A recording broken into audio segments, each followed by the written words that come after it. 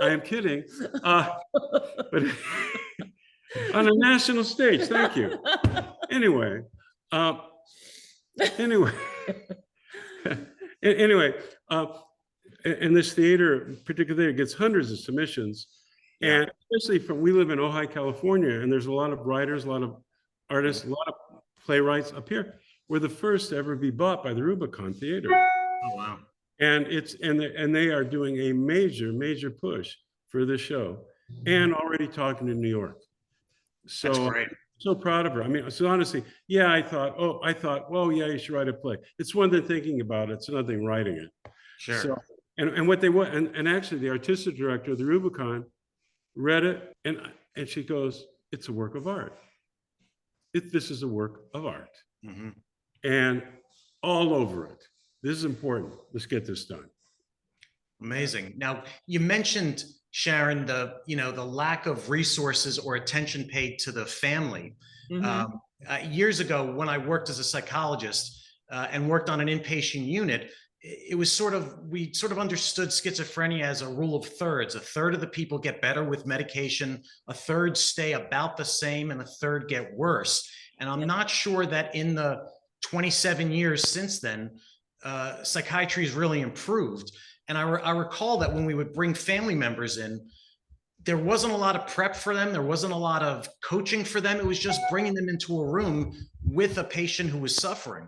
Was that your experience in and out of mental institutions? Yeah, 100%. And, as a little kid, I was in the third grade, imagine that.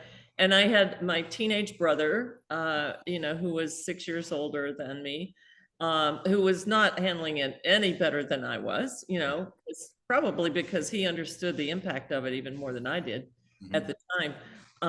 But yeah, they really don't. And it's interesting. I hadn't heard that statistic before, but my mother was very lucky to have, a caring, loving family who didn't turn her out on the street, which is why, something like 30% of the homeless population is schizophrenic right now, because the families just give up. They or they can't afford it or whatever.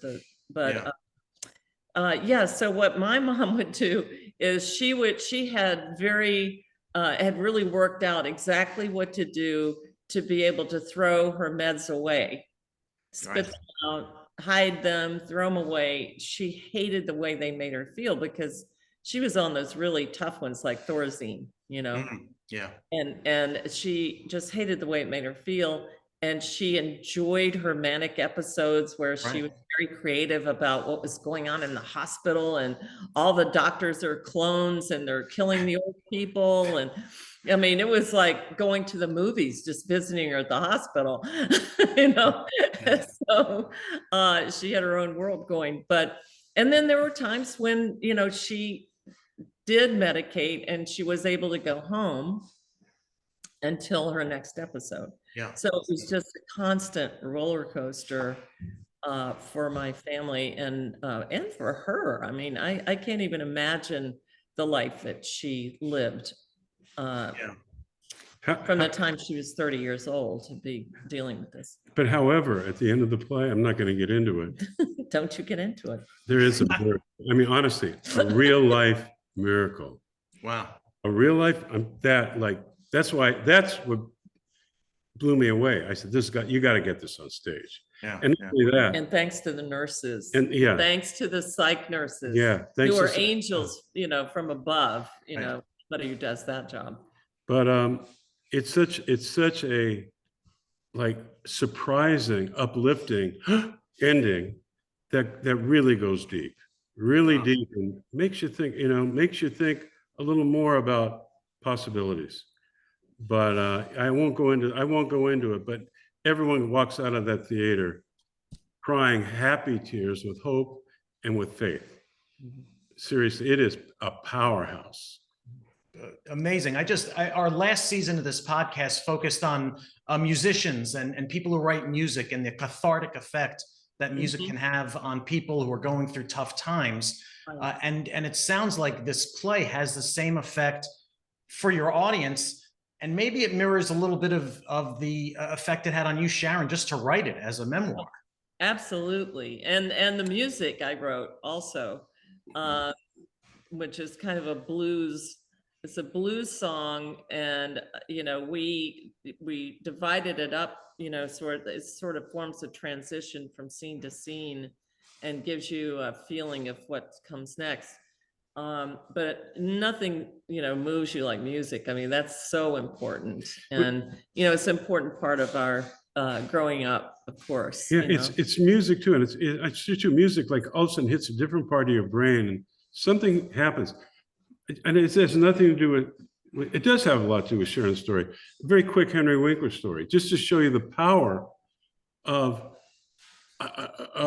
taking in something, and especially with autism, whatever, and not knowing if it connected, didn't connect.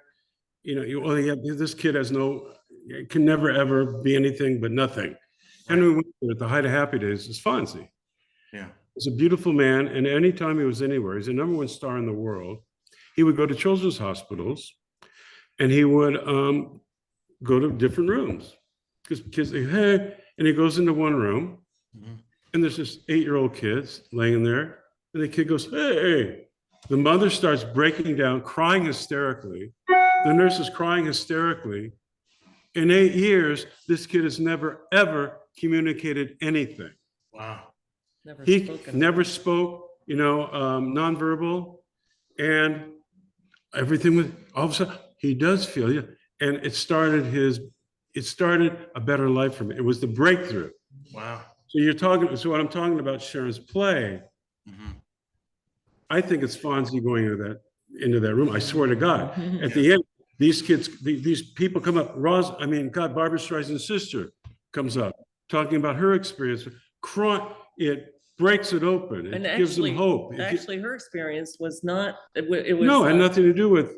It was Alzheimer's. It was Alzheimer's. Her mother had Alzheimer's, which is similar in that all of a sudden they're not who they used to be at all. They look like them, but they're not really them. Yeah, she lost. I have my mother, but I don't have my mother. Right. Sharon, I have but I don't. Where are you? Right. And yet this play broke that open just broke it open, the emotion and the comfort too. So it's funny with Crazy Mama, every audience member takes it differently, how it connects with their life. Sure. Just positive emotion and positive conversation, which echoes to help, echoes to financing, echoes to government, echoes to all sorts of things we need to focus in and start getting results and start understanding how catastrophic this problem is. And damn it, let's do something about it. Yeah, you're probably very familiar with NAMI. Yeah. And we're doing some tie-ins with NAMI, and I think that will help direct people to where they can go with, for help. And that's what I wish I had. Yeah, my experience is more with Alzheimer's. I had a grandmother who suffered from dementia, and I'm active in the Alzheimer's Association. Yeah, great. And tying in with artists and their artwork, their plays, their music, their movies, and then turning that into advocacy has helped us raise the research dollars for Alzheimer's from 30 million to 300 million. It's in a matter of years. And I think that mental health research needs that sort of push. Yes, it does. It does.